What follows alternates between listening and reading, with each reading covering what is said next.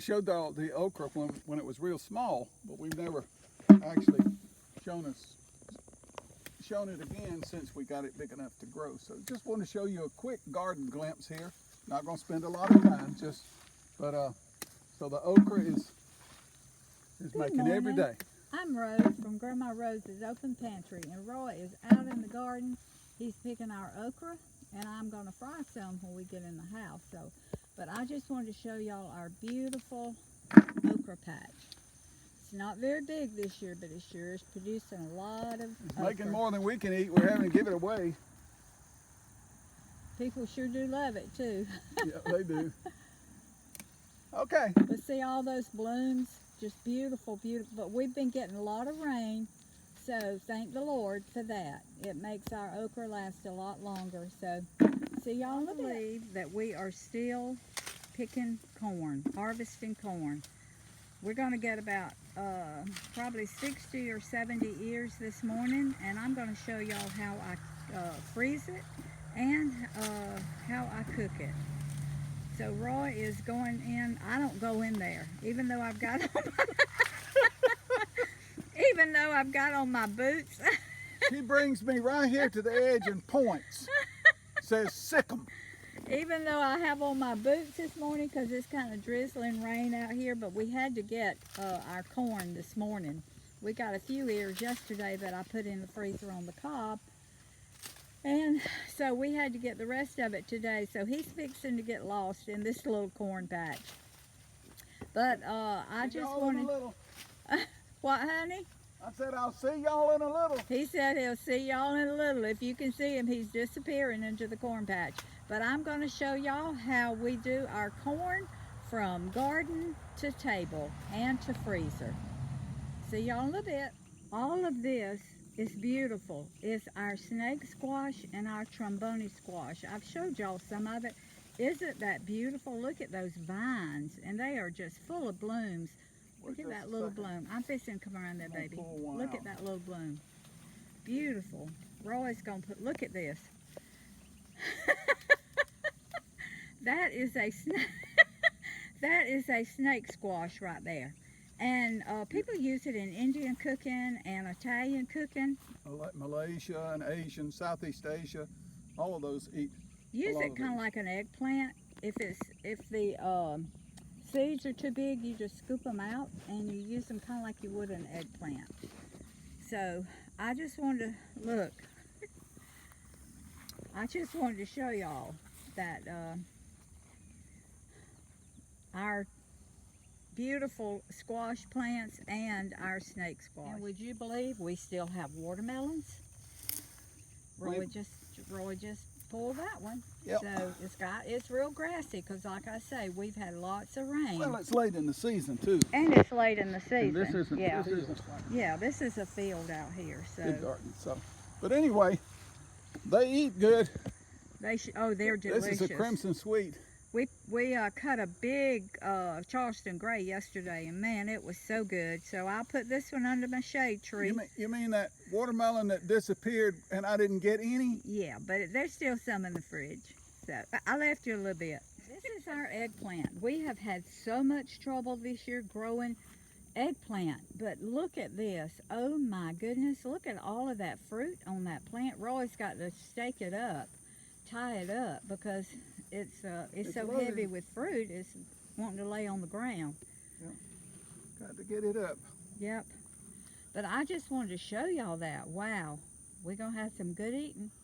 Here are our late season cantaloupes. They're about 15 days from being ripe, so we'll have these cantaloupes into September. We have cantaloupes and watermelons right on to the middle of September.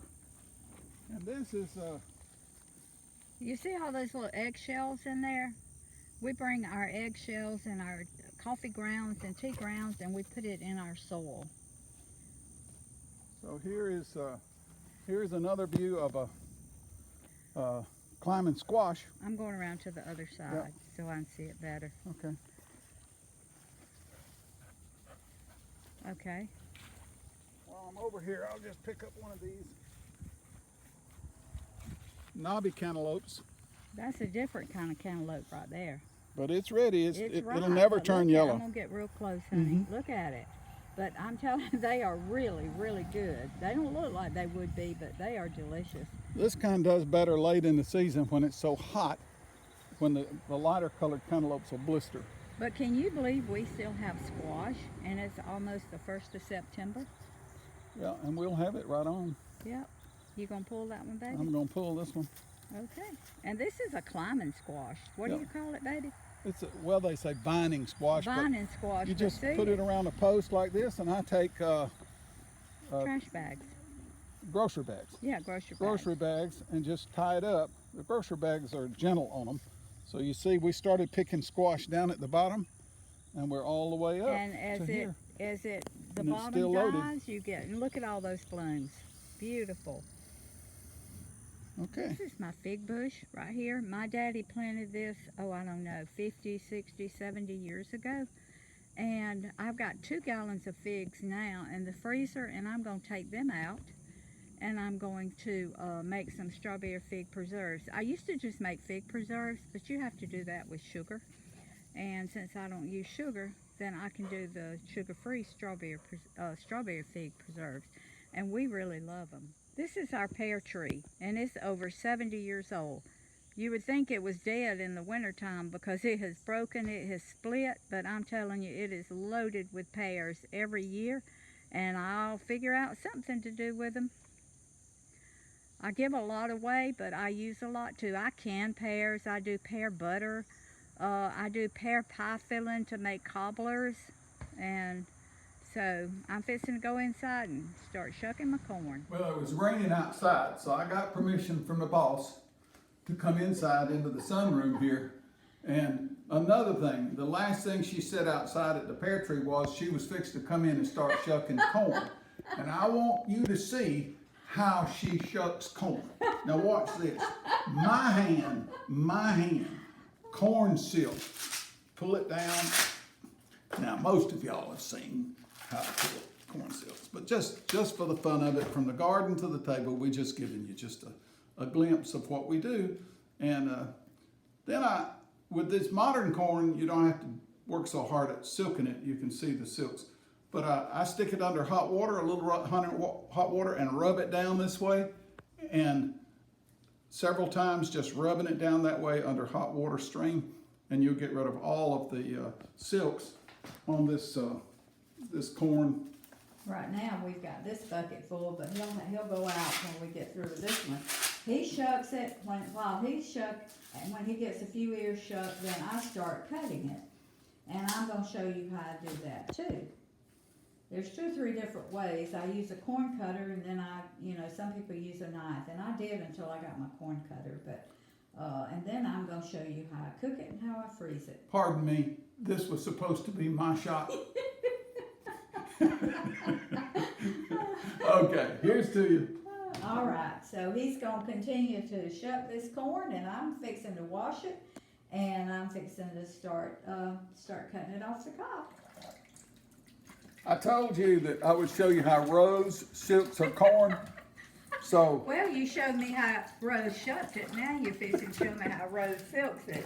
okay, this is bicolor corn, and but Silver Queen and Silver Mine work the same way. But you just shuck it and peel away most of the shucks, and then put it under running water like this, Most of the silks. and just most of the silks, yeah. And then just rub it good and hard. Or firm, I guess. It's not hard. But I'm gonna get real close. and there you are. But see that ear corn? You might miss 1 or 2. And I'd never done this till the other day. But now, if he misses 1 or 2 when I'm cutting it, then I always pull them out. Yeah. But I you know just, what? A few silks don't bother us. I don't even know why I started doing this the other day, but I just wound up, I had some in the sink and I started rubbing it this way from the top down. And all of a sudden I discovered, and at first I was using hot water, and then I said, well, maybe cold water will do it too. And it does. All right, now we're about to find out, I'm going to show you how Rose cuts the corn. Now, there's two ways I cut corn. If I'm just gonna do a few ears just for me to cook, I take a really, let me get this one. This is what a tomato knife, and it's really sharp. It's great. It's serrated too. It's serrated, but little teeny serrated, not big ones, little bitty ones. So I just take and I cut the top off of the corn like that. Just the very top, as you can see, because we don't like big kernels in our corn. That one's not doing it well. This one. Okay. So I cut the top off. I go around my corn like that. And this is what I do if I'm just doing 5 or 6 ears for us. And then I take it and I scrape all of that juice, the rest of that corn, out of that, off that cob. And this is the way we like it. It doesn't have big kernels in it. Now I'm going to show you how my mama used to do it sometimes. Now Rose, the reason Rose is using her hands to do this job, she says this is a skill position. And I'm not qualified. She likes to make sure it's just like she wants it. Now I have seen my mama take a sharp knife and she would go down each kernel like this and she would split it. Now this takes forever, but she'd go down the kernel like that and she would split it. This is just several ways I'm showing you that you can do corn. And then she would cut it. That way the kernels were smaller and it would give you more juice and you wouldn't get those big kernels. But that's not the way I do it anymore. You see this little thing right here? Uh-oh, Amazon. This is a corn cutter. And it has a setting on it that you can set, and you can make it whole kernel, you can make it half whole kernel, you can make it like I'm going to do mine. Mine's going to be cream corn. So you just take this ear of corn, you go down this corn cutter. I'm going to show you what it does. I don't see that takes a lot of skill to push that ear cob down that board. See, it gets, and then you go around it again, and what it does, it pops. You see all of that husk left on that cob? Mm-hmm. Then we don't eat that husk. All we eat is just the juice out of it. Right. And I'm going to do a few more. Put your finger on those little spurs there where you can see it. Right there. Right there. See, the spurs hit it first, and then the blade catches it and cuts it off. I go down it twice, like that. And that's it. And then I turn it around, and I go down like that to get all the rest of that juice out. And then all I've got left is just the corn. I'm going to show it to you. Get down in this pan here, honey. There you are. All right, wait a minute. See, it begins to add up. See, that is just cream style corn right there. And that's what we put in the Let freezer. me do another one. We don't put whole corn in. We always do the. If I want whole corn, I'll buy it frozen or I'll buy it in a can. But like if I'm gonna put it in soup or something like that, and I want the whole kernel corn, I'll just buy it from the. I usually buy it frozen. Is usually how I do it. Now you're just gonna blanch this in a few minutes, I'll right? show them. When I get enough done, I'll show them how I'm going to put it in the freezer. We'll see you in a minute. All right, we're back. Okay. Things are always funny in my kitchen. Well, you guys don't get to see everything that goes on behind the scenes between us. Some of it is really funny. But some people don't blanch their corn, but I do. My mama never did. When she got through cutting it, and Mama always, I showed you how she used to cut it a long time ago when I was little with a knife, but then we found this little invention right here of the corn cutter. So this is what she always used. And she never blanched her corn. When she got to this point, she put it in bags and she put it in the freezer. But in the past, I tried that and my corn never was very good. It was not nearly as good as hers. I don't know what I was doing wrong. So in the past couple of years, I have started blanching my corn. And what I mean by blanching is I will put it in the microwave. Some people do it on their burner on the stove, but to me, you have to watch it. It's fixed. Can scorch on bottom. It can scorch on bottom, but I just put it in like a batter bowl or a microwave safe bowl. I put it in my microwave, and I will put it on 3 minutes. And after 3 minutes, I will stir it. I don't want to cook this corn. And I don't want any seasonings in it. I just want to pre-cook it, just to blanch it, just a little bit. So I'll put it on 3 minutes, and then I'll stir it up. And if I think it needs another minute, then I'll do it another minute. But I just want it to get really, really hot. Hot and steamy. Mm-hmm. Isn't that what you're doing? Yes. Okay. And then I will put it in a shallow bowl like this one. And I've got a little fan running right here. And I will turn this fan down, and that'll cool the corn a lot quicker. And so that's the process that I do. I blanch it, then I cool it, and then I put it either in bags, or I ordered some little freezer containers from Amazon, and I'm going to use those this morning because they're so much neater in the freezer than the bags are. But as soon as this corn, it's got another 2 minutes. So as soon as we'll be back. All right. Okay, 3 minutes is up, and as you can come over here, baby, and I'm gonna touch it.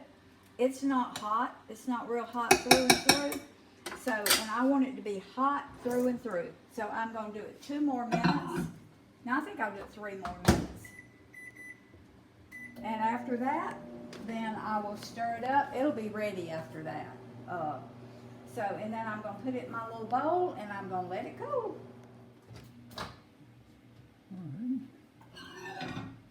Okay. Our corn has been in there 6 minutes, and it's perfect. It's just like I wanted. It's really hot through and through. And now I'm fixing to pour it in here. And you can see this is cream-style corn. It is true cream-style corn because of the way I cut it. But now, as I cook it, when I cook my corn, it's going to thicken up. And if it doesn't, I'll just put a little cornstarch in it if it's not as thick. But what we've been having, it has enough starch in it and enough sugar in it that it's going to thicken when I cook it. So I'm going to sit this right here under this little fan. And I'm going to let it cool, and when it cools, then I'm going to put it in my little containers. And Roy's fixing to go back to the garden and get the rest of the corn and get some more okra. So, but I'll come back when it cools and I start to put it in my little containers, and I'll show you how to do that. Alrighty. Okay, my corn is cooled. And these are the little freezer containers that I bought from Amazon. And I'm going to put about 2.5, 3 cups in each one, because that's all it'll take for me and Roy. And if the family comes, then I'll take out two containers. So, but this is how easy. Now, it's not easy. It's a long process, and sometimes it can get messy. But I'm telling you what, it sure is worth it in the wintertime when you go to your freezer and you pull out some of this fresh corn. Well, you just can't replicate fresh corn anywhere else. No, you cannot. Even those little tubes of cream corn that you buy in the store, no. It doesn't taste anything like this. So if you've never had fresh cream-style corn, you need to get you some ears of corn in the grocery store and cut it off the cob and cook it. Cook it and just see how good it really is. Now, I don't have quite enough in this one, so what I'm going to do is I'm going to leave it. We've got more corn that we've got to cut and silk and cut. So I'm going to leave this until I do my next batch, and then I'll add a little bit more to that, and then I'll fill up some more containers. So this is going straight into my freezer. I will label it. I've got some little labels, and I'll put it on it, and I will, so I'll know when I put it in the freezer. So this is just the process that we go from garden to the freezer. And so on another video, I'm going to show you how I cook my fresh corn and how I fry some of the okra that we got out of the garden this morning. But until then, I will see y'all later.